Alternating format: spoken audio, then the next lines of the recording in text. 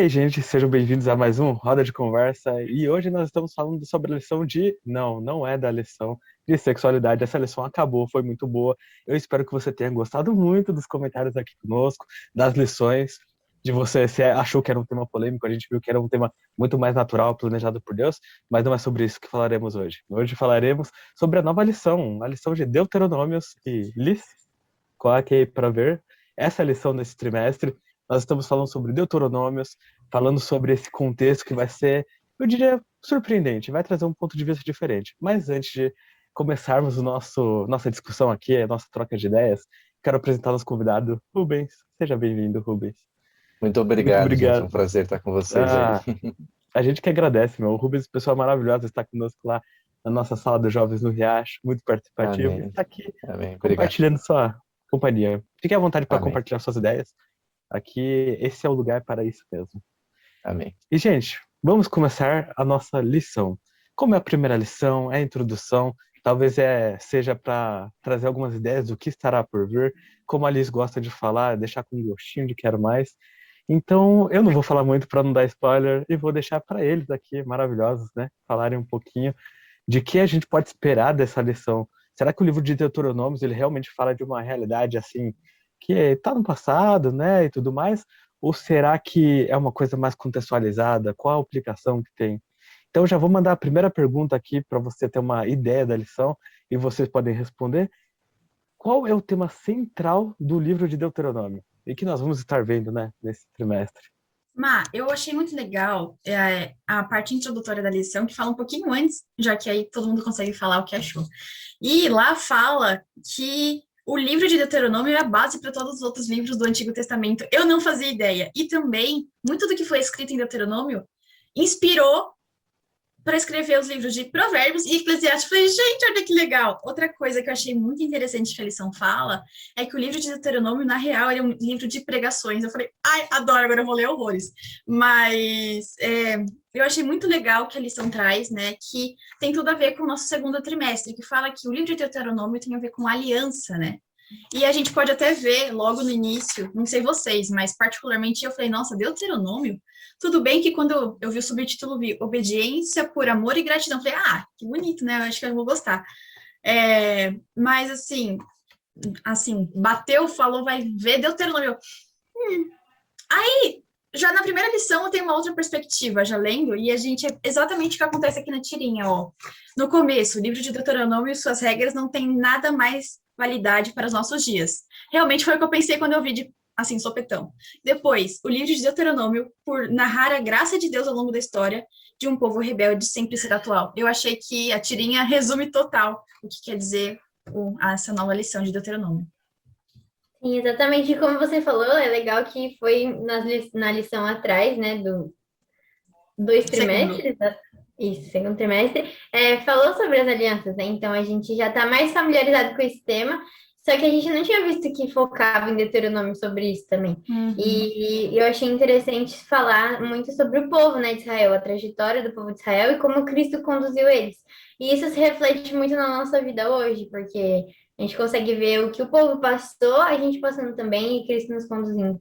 Então, é bem isso, né? E a lição traz esse significado de vida relacionando a lei com vida, né? Então, Deuteronômio traz as leis, traz essa recapitulação da história do povo e das leis, principalmente. E se cabe agora eu falar um pouquinho disso, né?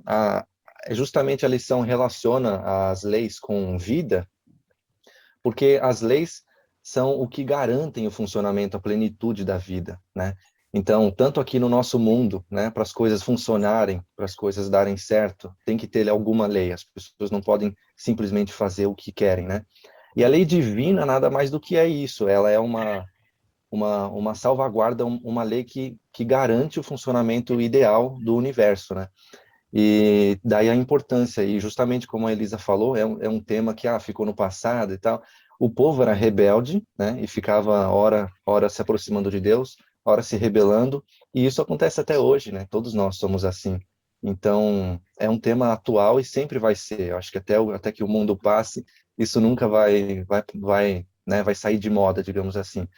E essa lei, realmente, a lição traz como o Deuteronômio como um livro que trata da vida por conta disso. A lei, ela é muito importante para garantir a plenitude de vida. E nós, nesse mundo caído, que quebramos a lei, sabemos o que significa, né, a ausência de seguir a lei de Deus, né, o que significa ignorar as leis de Deus, né. Exatamente, eu acredito que Deuteronômio fala justamente sobre a vida e sobre o nosso relacionamento com Deus. Então, é um livro que mostra como Deus é pessoal, um ser que compartilha experiências emocionais conosco, e como em todo relacionamento há acordos feitos entre as duas partes.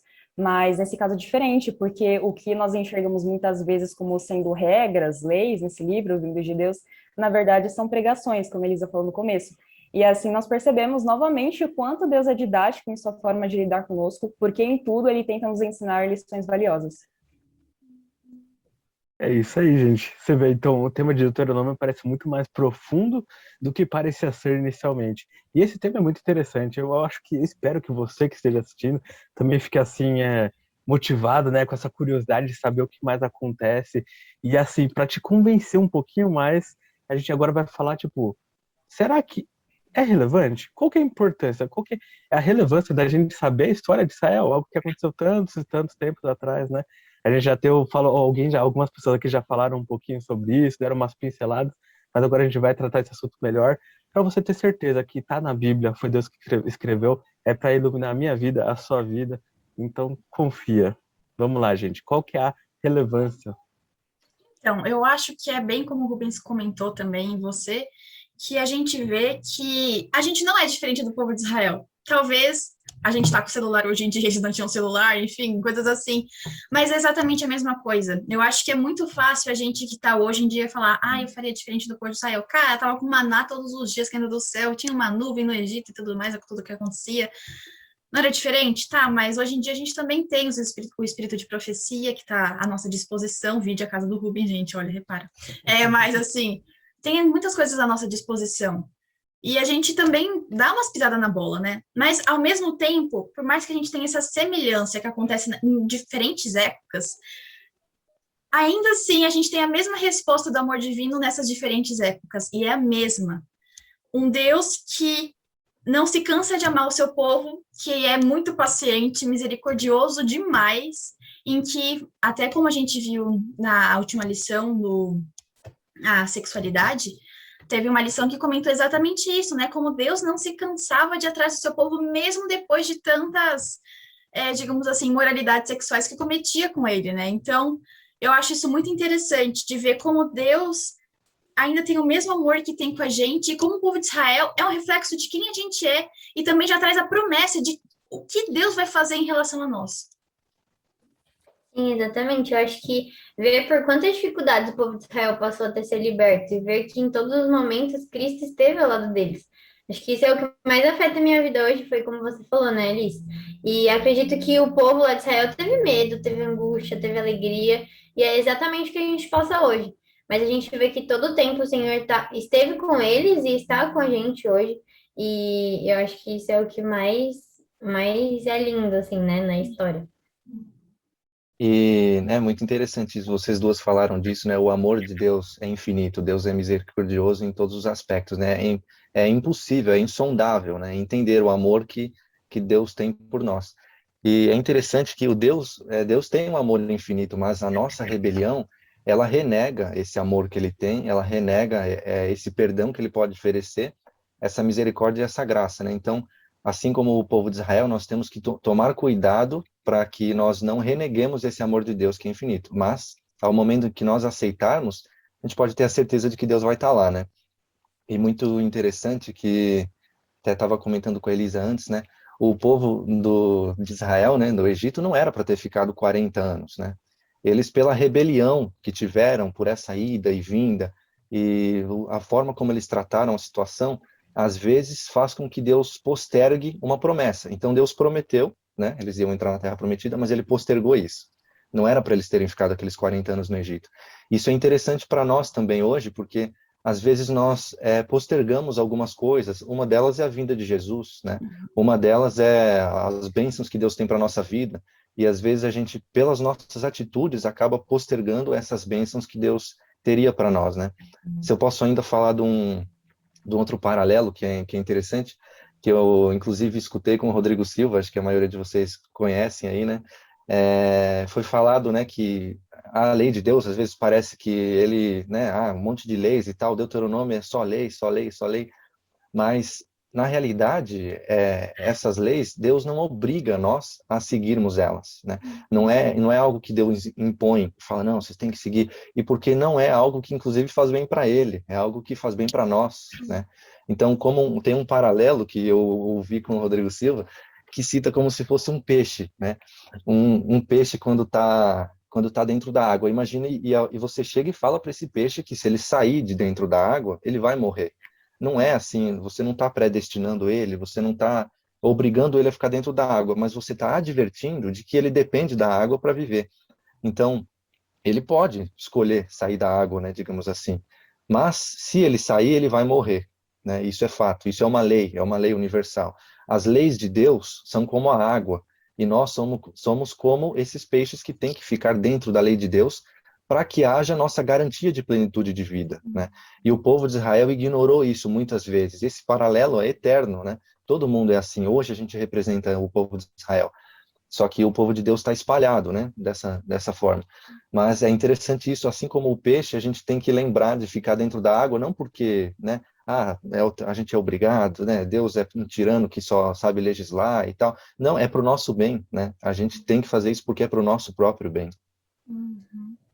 Exatamente, e eu vejo que a experiência de Israel, né, do povo de Israel, como vocês falaram, demonstra altos e baixos na fé, o que com certeza não está longe da nossa realidade como cristãos modernos. Então é o mesmo processo, só que em tempos diferentes da história, o que nos ensina o quanto nós somos previsíveis em errar, mas o quanto a graça de Deus é certa para nos receber e perdoar. Pesado, porém lindo. Bom, agora é o momento do Fala Aí, então, Léo, pode rodar a vinheta. Momento Fala Aí! Bom, você que está em casa, que não conhece esse momento, a gente resume a lição da semana em uma palavra, e você que já conhece, e quem não conhece também, convido a deixar aqui a palavra aqui embaixo nos comentários, que a gente sempre gosta de ver. A minha palavra dessa semana é graça. A minha é reconciliação. A minha é vida. A minha promessa. E a minha palavra é amor. E aí, gente, para terminar essa lição maravilhosa, que foi a lição 1, eu vou ler um trechinho da lição de sexta-feira para vocês, que fala assim, tá contando um pouco, né, sobre quando os israelitas foram tentar entrar, na verdade, mandaram espias para ver como era a terra que Deus tinha prometido, e eles voltaram muito assustados, falando que o povo lá era gigante e tal. E aí aquela tá falando isso nesse trecho da lição. Então a cena mudou. A esperança e o ânimo deram lugar ao desespero covarde. Enquanto os espias expressavam sentimentos de seu coração incrédulo, que estava cheio de desânimo, inspirado por Satanás. A incredulidade deles lançou uma escura sombra à congregação, e o grande poder de Deus, tantas vezes manifesto em favor da nação eleita, foi esquecido. Os israelitas não pararam para refletir, não raciocinaram que aquele que os trouxera até ali, certamente lhes daria a terra. E aí eu vou terminar com isso, porque falar nisso que parece um pouco mais pesado, é porque essa parte, Deus, ele passou todo esse tempo guiando o povo de Israel.